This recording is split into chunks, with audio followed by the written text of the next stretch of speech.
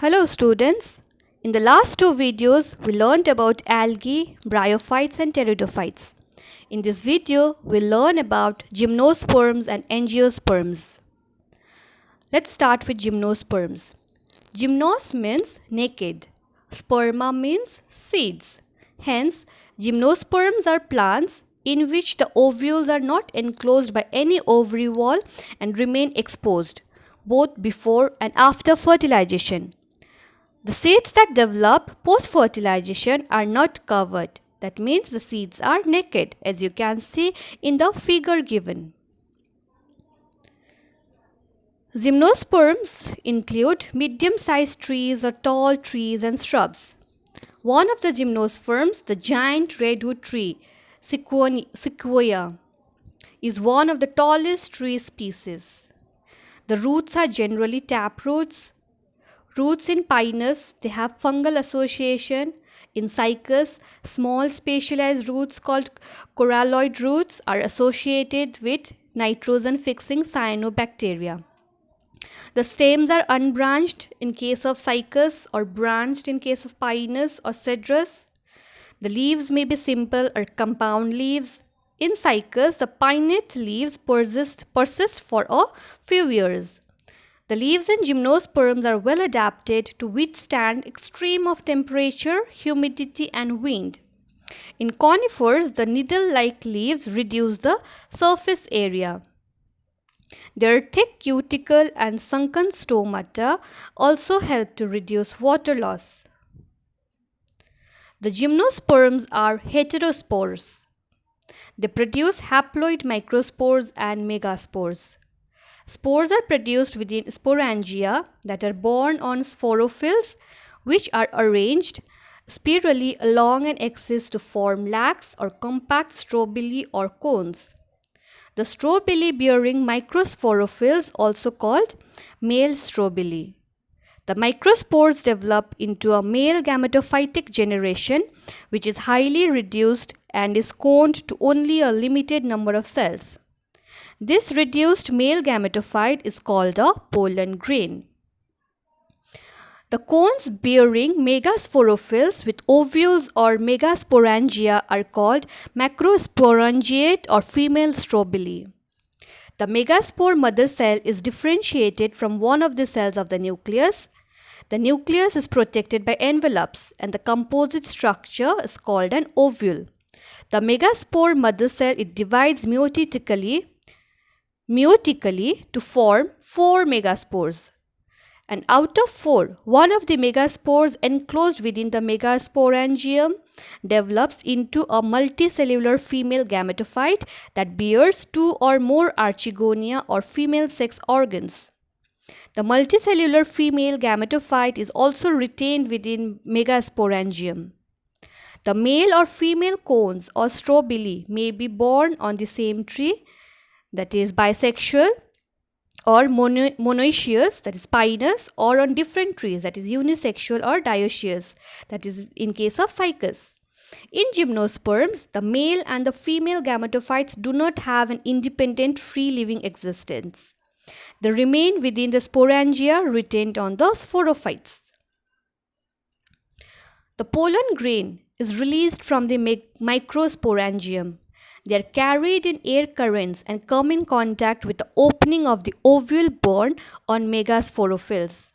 The pollen tube carrying the male gametes grows towards archegonia in the ovules and discharges their contents near the mouth of the archegonia. Following fertilization, zygote develops into an embryo and the ovules into seeds. These seeds are not covered. Unlike the gymnosperms, where the ovules are naked, in the angiosperms, pollen grains and ovules are developed in specialized structures called flowers. So angiosperms are the flowering plants. In angiosperms, the seeds are enclosed by fruits. The angiosperms are present in wide range of habitat. Smallest angiosperm is Wolffia. Tallest angiosperm is Eucalyptus. They provide us with food, fodder, fuel, medicines, and several other commercially important products. They are divided into two classes, that is dicotyledons and monocotyledons. Dicotyledons are characterized by having two cotyledons in their seeds, while the monocotyledons have only one.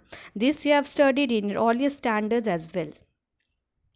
Some plant having only one gamete, either of male or female, called monoecious, and other have both, called dioecious. The male sex organ in a flower is the stamen. Its stamen consists of a slender filament with an anther at the tip. The anthers, following meiosis, they produce pollen grains. And the female sex organs in a flower is the pistil or the carpel. You all have learnt about it. Pistil consists of an ovary enclosing one to many ovules. Within ovules, highly reduced female gametophytes are present. Those gametophytes are also known as embryo sacs. The embryo sac formation is preceded by meiosis. Hence, each of the cells of an embryo sac is haploid. Haploid means they have n number of chromosomes. Each embryo sac has a 3-celled egg apparatus, 1 egg cell, 2 synergids, 3 antipodal cells and 2 polar nuclei. The 2 polar nuclei fuse to form a diploid secondary nucleus. Pollen grain after dispersal from the anthers are carried by wind or various other agencies to the stigma of a pistil. This is termed as pollination. The pollen grains germinate on the stigma and the resulting pollen tubes grow through the tissues of stigma and style and reach the ovule.